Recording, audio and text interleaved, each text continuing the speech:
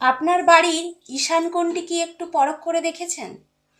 আমরা খুব শখ করে ধুমধাম করে একটা বাড়ি নির্মাণ করি, কিন্তু ওই বাড়ির ঈশান কোণটাই হলো মেন যে বাস্তু থাকে, সেই বাস্তু দেবতার মাথা থাকে ওখানে।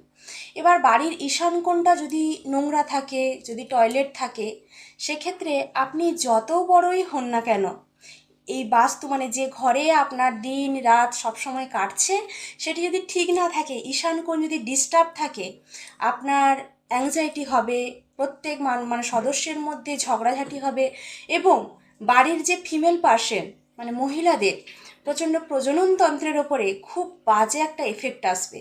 তাই ঈশান কোণে কখনোই নোংরা রাখবেন না।